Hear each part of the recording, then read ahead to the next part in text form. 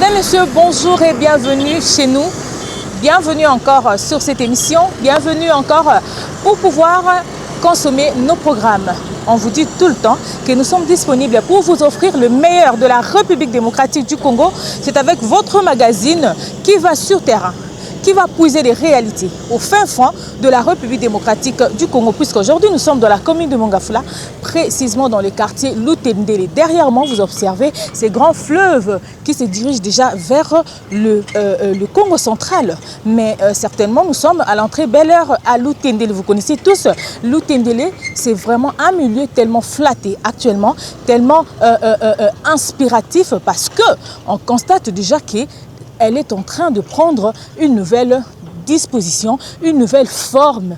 Comme on l'a dit déjà aujourd'hui, il faudrait construire chez soi. C'est avec Inès Toumba, c'est très bel programme. Je vous dis, c'est avec mon sourire également que je veux vous offrir ces très belles images avec la grande équipe technique qui assure les images derrière cette caméra.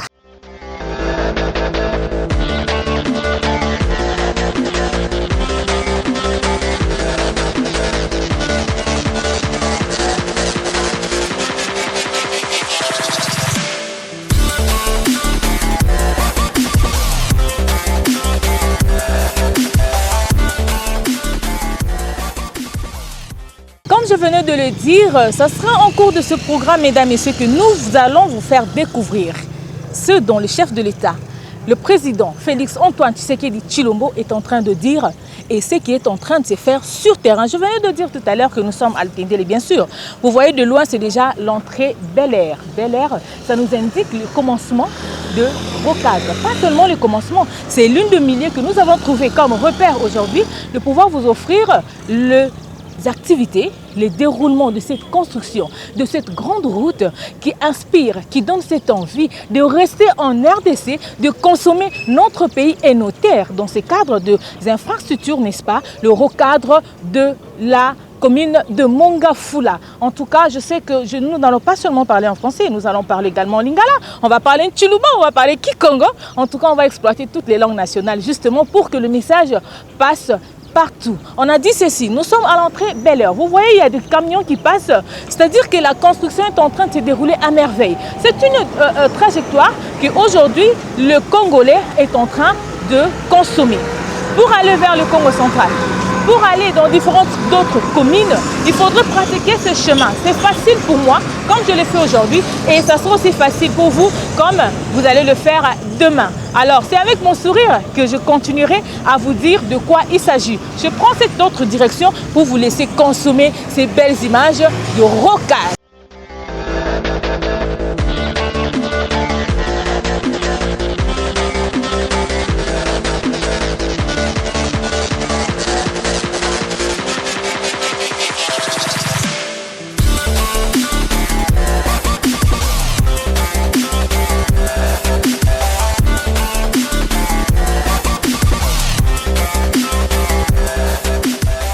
Voilà, c'est toujours avec mon sourire, n'est-ce pas? À ma gauche, vous voyez déjà qu'il y a l'eau, il y a le carrière, ou pour vous dire que ce sont des preuves que vous allez exploiter avec moi, qui va vous démontrer, n'est-ce pas, que les travaux sont en train de se dérouler à merveille. Mais derrière moi, vous verrez d'ailleurs, il y a une équipe qui est en train de faire les études, l'équipe de travaux, l'équipe qui assure les travaux que vous allez consommer. Je vous dis, ça sera des très belles images. Parce que c'est là, au Baoyo, Kakaka, recadre, et c'est là à combiner sur place, et bazo critiquer comme d'habitude. Alors, nous sommes venus sur terrain pour vous dire que ne faut pas seulement critiquer. Allez-y visiter, allez-y voir de vous-même pour pouvoir bien juger le grand travail que le chef de l'État est en train de faire en République démocratique du Congo, n'est-ce pas, pour l'intérêt des Congolais. En tout cas, je vous laisse vivre ces belles images. Vous voyez qu'il y a vraiment une circulation des amis qui viennent de Mboudi, de Pompage et des autres communes qui vont vers Mitendi, qui vont vers le Congo central par moto, bien sûr, qui vont même vers la direction de la commune de Mongafula. En tout cas, le Congo retrouve son image. Avec ces sourires, je vous laisse prendre, savourer ces images et après on va nous retrouver pour la continuité, n'est-ce pas, de ce programme.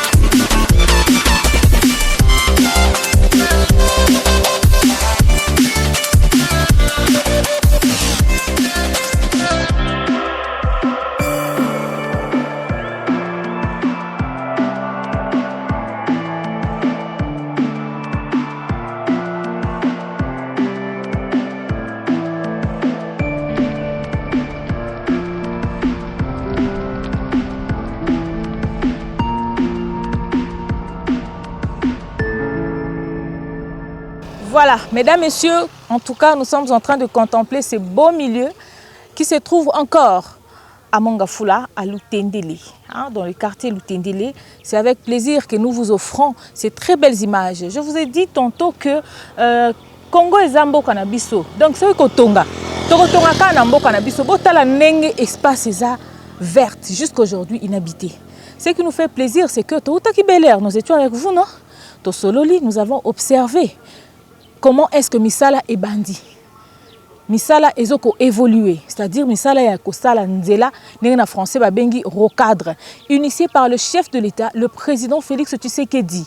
Toboy ba commentaire ya bato bazala uniquement pour critiquer, pour dire que avant ezalaki et machin non. Nous voyons ce qui se passe pendant qu'il est au pouvoir. C'est à travers ce magazine que je vous offre, vous voyez le logo est affiché sur mon gilet, pas trop de commentaires, le seul magazine qui vous offre la réalité de ce qui se passe, de ce que le chef de l'État est en train de faire, est en train de donner pour le Congolais. Les vrais Congolais vont comprendre. Ma sola on est okende. Aïe ça qui est Allemagne d'Afrique et Congo.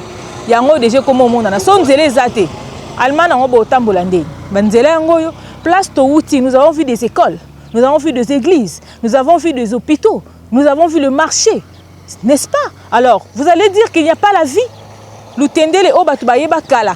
Que Ezalaki inhabité, Ezalaki Zamba, Ezalaki, mais aujourd'hui, tout a changé et ce n'est pas fini. Vous êtes en train de voir Batubasi Batongi pe Batonga parce que Bamoni Nzela, le col Nzela Koti, facilement bilé et Kozala.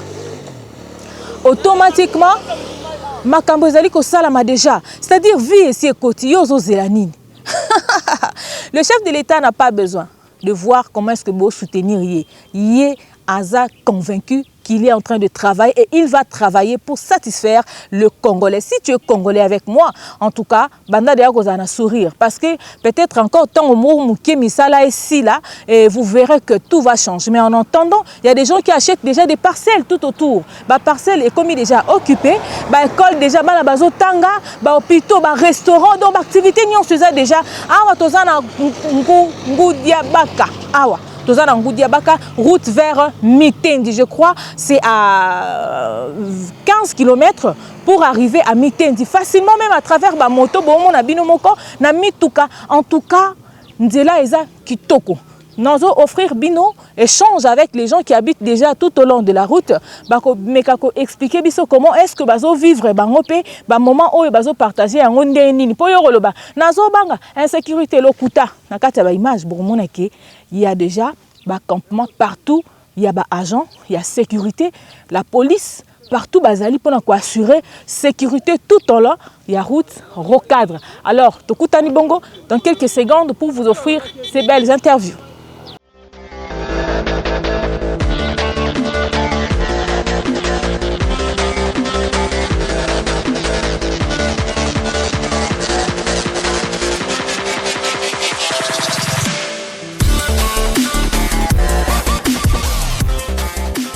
Maman, mbote na yo. Mbote.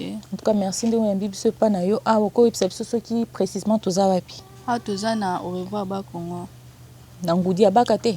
Ngudi abaka botika on a sekuna. O do boko taki boko ti da au revoir. Ah, vous savez combien de temps? Peut-être déjà 2 ans, to ken de 3 ans. 2 ans. Donc boyaki awa avant misala ya nzela ekota. Nzela banti biso tozo mona. Ti ba banzi na ndenge sili.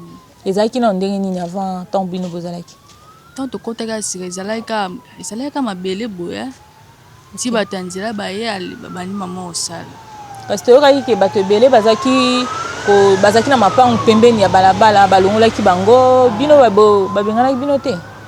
Biso babengana te za soki nzela soki bo do so boza pembeni ya nzela fonda na mino babuka biso yoka toza na mwa kati boyango ebikaki. Ah ok. Ah lelo na moni courant ezali.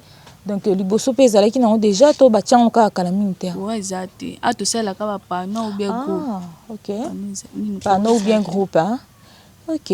En tout cas merci beaucoup mais par rapport à la sécurité na nzela de comment nango praticable boy. Boso vivre ndeni.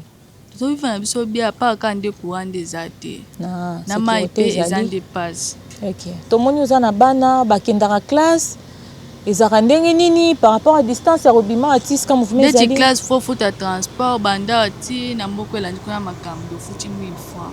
Baki classe kuna. Après bazoni. Après bazoni. Mais bako beta pe makolo. Makolo pe robeta bon mais le pour na retendre. OK. Au si so pe kombo na te. Mon âme merveille. Maman merveille. Merci beaucoup.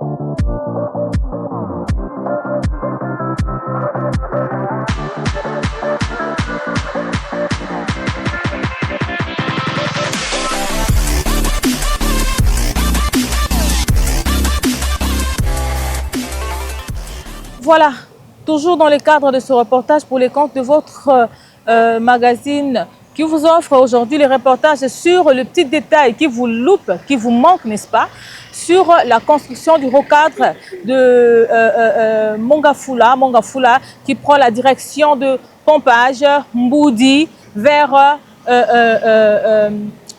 comment on appelle cette grande route qui va vers le Bas-Congo, déjà Mitendi, parce que c'est là où le rocade va s'arrêter et puis ça va emprunter encore une autre direction pour aller maintenant de l'autre côté de Kinvula qui va continuer vers Ndjili. En tout cas, je vous dis que c'est un très grand projet bénéfique pour le Congo. Mais précisément là, nous sommes en train de vous faire voir ces grands ponts où ils sont déjà presque finis.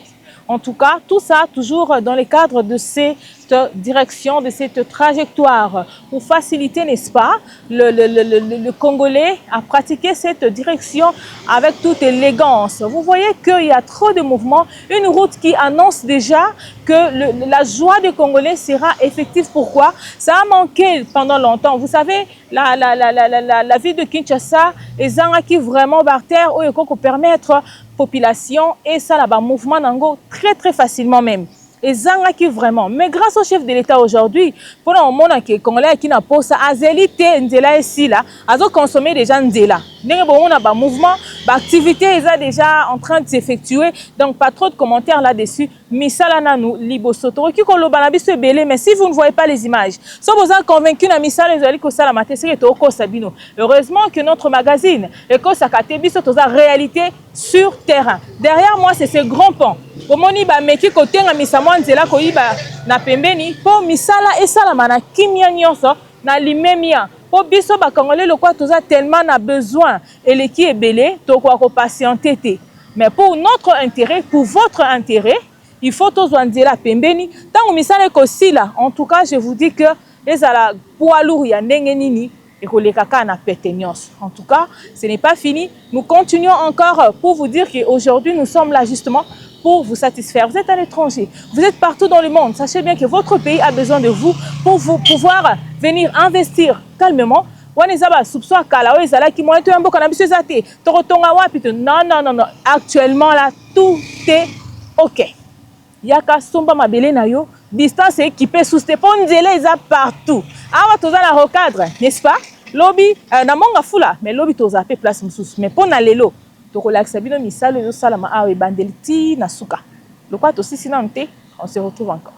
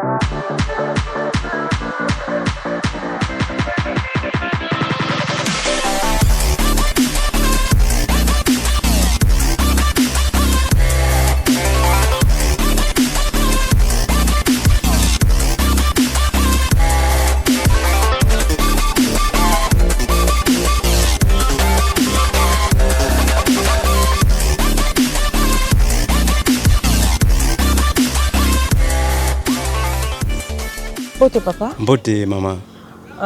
Kombo nani papa? Kombo Papa Espoir. Papa Espoir? Oui. Papa Espoir, awa toza bido? Awa toza na foot na orange. Na orange? Oui. Toza na route locale? Toza na route locale, orange foot, mabela foot. Mabela foot? Oui. Ok. Oumeli koto, yo pofandaka koto yo biozaka moleki? Bon, ngana nazala koto te nazamo pa mena yaki déjà 3 mois. Asalaka na ferme na Seboy. OK. Mais depuis yo koto zo mona bisika ngozande. Oh, depuis to yo koto tozo mona kaka mabele. Kama mabele za awa tozo linga makama na isila. Mabele ça ni batazo wela mabele pembe. Batu bazo wela mabele kota Seboy. Bongo kalapeza la bongo bien ko wela mabele po nzele koti ya sika ba activité malamu koti. Ndeteka nzele koti sika ba activité malamu koti yango ba komi ko welela. Donc ba lingis ko ba kotonga koto ba ovanda koto. Oui. Est-ce que banal ba cha désordre kasina marambo? Bon baza ba chef de ba yan droit ya awa biso za ba paya. OK. Tozo yo kana na sango kaka tozo.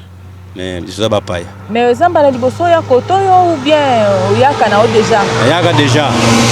Ababa sala nzela oyo pe? Ba sala nzela ngana sala te déjà na za awa déjà 3 mois.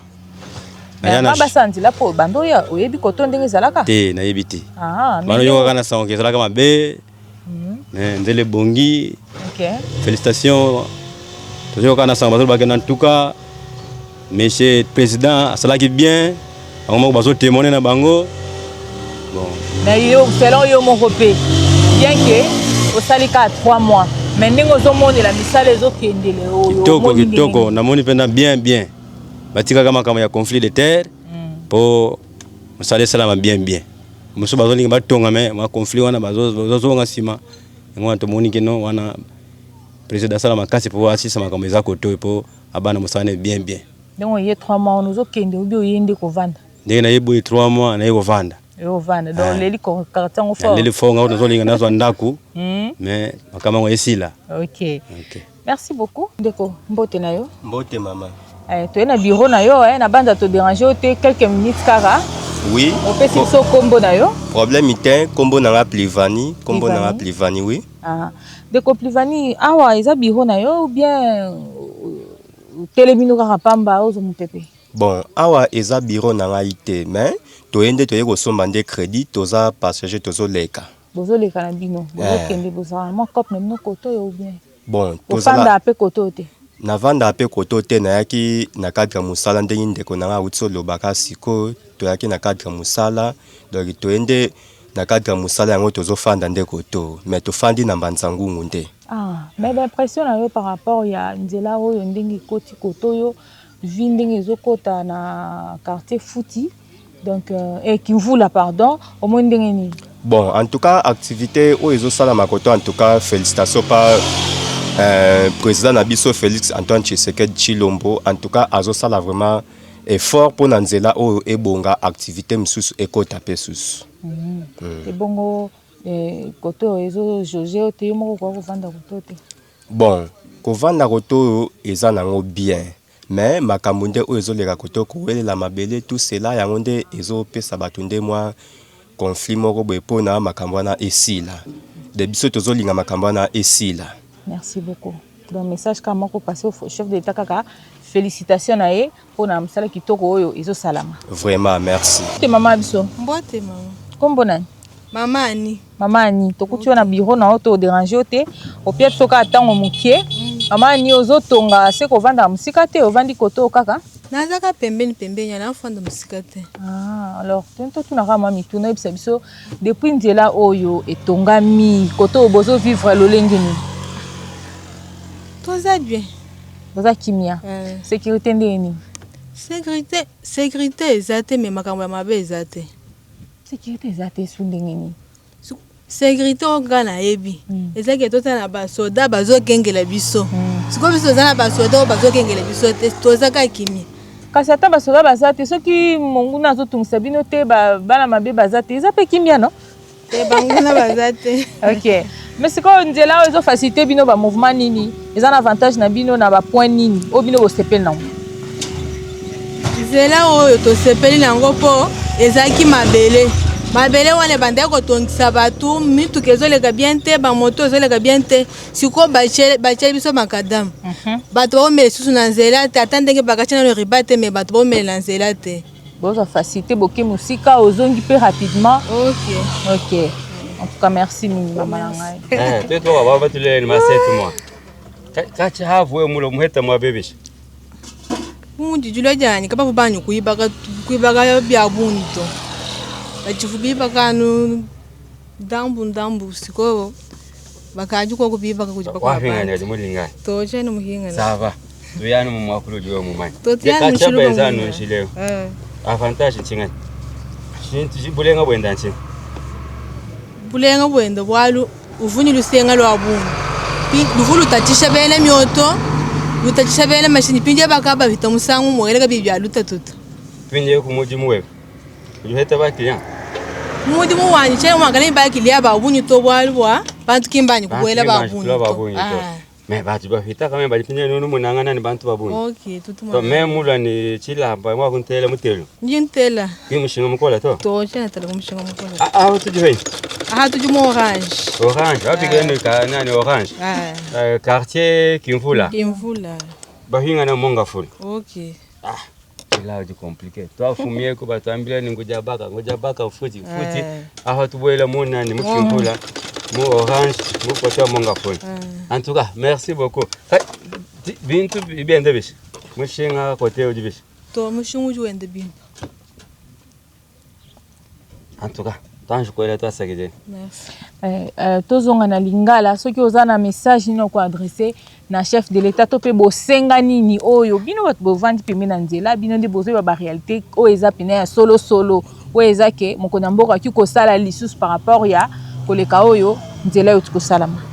Wana elekelinga wana elekelinga penza nini ekolekela yo mutasali nzela mokonzi ya mboka nda asengi po bino bato bovandi pembeni ndenge olobi oza pembeni ya bozala na kimia eloko nini okoyebisa ye mpona nga obie mpona bato nyonso mpona mokonzi ya mboka oyo yo koloba yo nde ozoloba ye nde azoyoka nde yo ozoloba mpona nga na opesi eka merci mpona mosala malamu asaleli biso basaleli biso makadama ya kitoko bato baoleka bien mitungisa eza te na opesaka merci fuila kokulosa bantu baje batambila wane sekedi keno nzation tuko comme ça mu 2028 aya abashira mwabo to kayito bwana njile yakavuko okuto anu bwanje njile yakavuko okuto anu bwanjila mali mko wabunyi mwina machine tuluka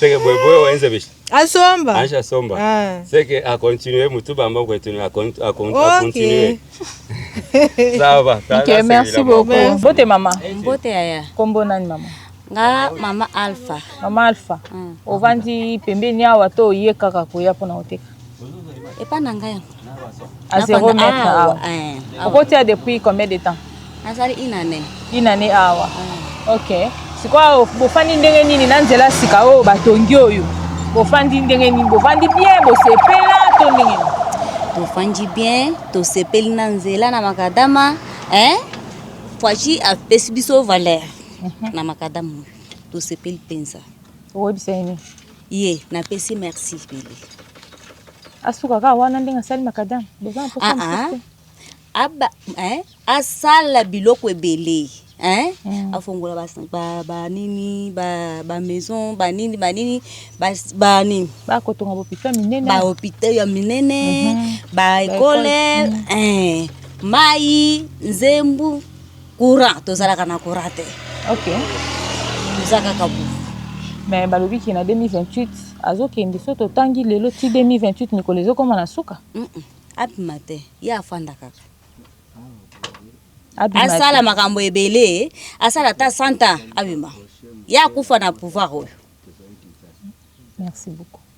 Mbote papa na kombo nani kombo nanga Kumbusa Zakaria papi papa Zakari ozosa trafic na nzela oyo oui na zosa depuis combien de temps déjà banda ikana leka na nzela na minute yo neti na moni na sepeli makasi neti mokonzi na biso asali ni balabala ngana za grand monta navanda kana lutendele okoti na nzela foire wana ndio komona Zakari wana maintenant awa na sepeli makasi na mokonzi na biso mais to kumisa ye pona batunda bazasi mana ye ba continuer pona basunga ye makambo na mboka biso ezala bien trafic au sala na nzela o ezala na dérangement te trafic yo pensa dérangement comme une noté maintenant ba balabala ba dérangement ezala ka ba pese surtout ba pese baza déjà na nzela oyo ya sika o non ba comme une noté mais ba nzela wana ba epene pompage surtout pompage wana ne ba déranger makasi na mbudi wana ba déranger biso ata ozana mikanda ata ozana pemine ba okanga yo kaka pona bali ya kambongo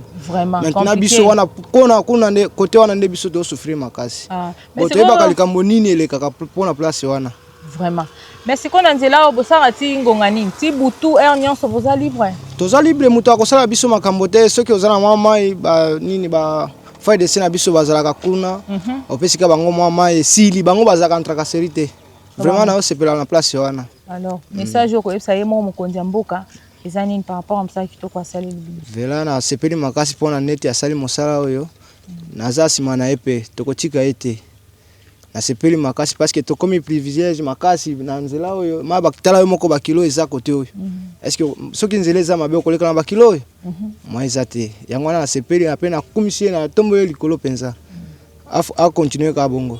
Merci beaucoup. OK.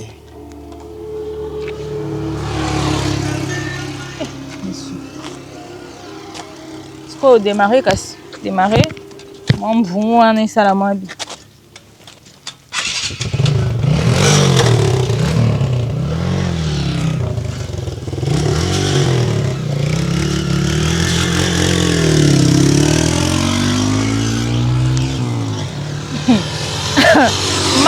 Bonjour papa. Bonjour maman. Papa, comment nani? Kombo nanga Salomon Mutombo. Papa Salomon. Awa toye na mabele na bino babenga kango nini?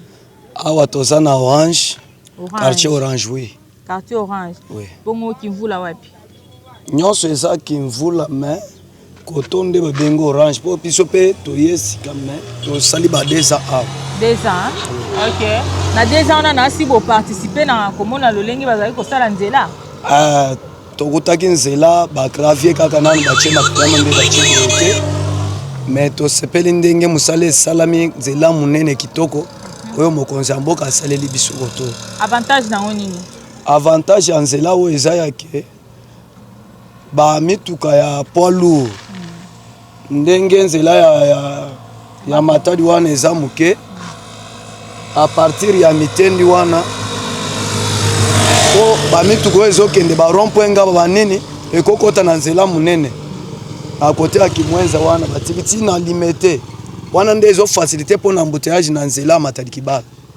Koto pe sali bien po bamboka kotoyo bazalaki pena po ba koma zando c'est qui problème. Ezalaki problème makasi. OK.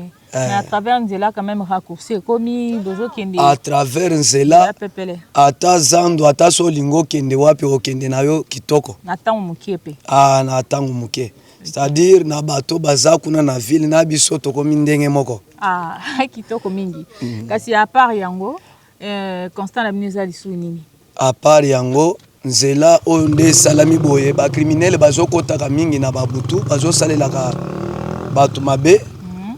Esengeli kaka batia ba éclairage public. Courant ekota quartier ezo développer tango courant ekokota.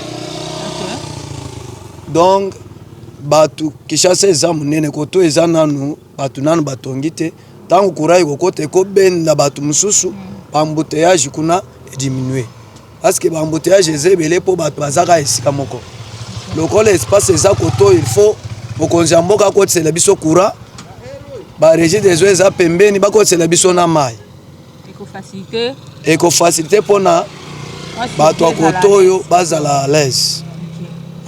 Merci mingi. Message ya suko ebisi mokonzi mboka ka ya ngwana.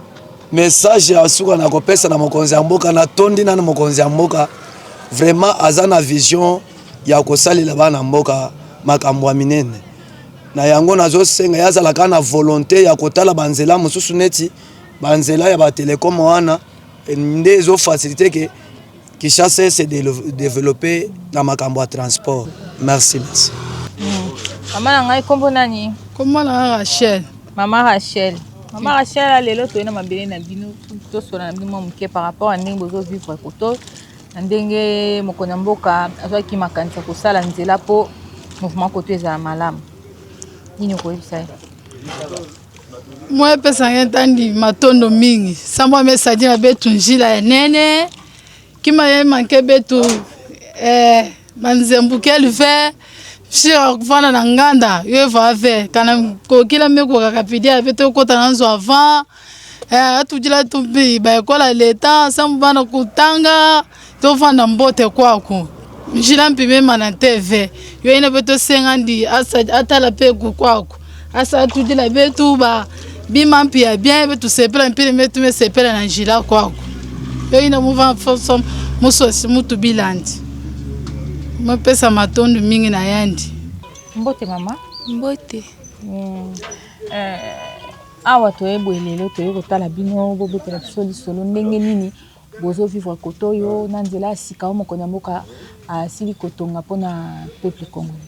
Tutela mfumu wetu wa Jitunga Felix Antoine Tshisekedi Tshilombo tumwela twasaka dilo wabunyi bwanjilo di mutu enzela mais kutu vivre mu difficulté dia bunyi katwena ni maito katwena ni nzembo to 18 dio dikumbana mabete to aboji munzu wa kulala en plus ka kwena ekole ya mimpe bwanyi bana badibwaka kala balonga ko kuto kala bana ka bena balonga les to bana babanda ti bindalo makasa ampala anaka bayebwaka ya biechila kalasi tulombo ko kumfumu wa Jitunga bwanyi atuelele ko kumenji atuelele ko kumai atanjile ko kubwala bwa kalasa atuelele ko kunyizemu.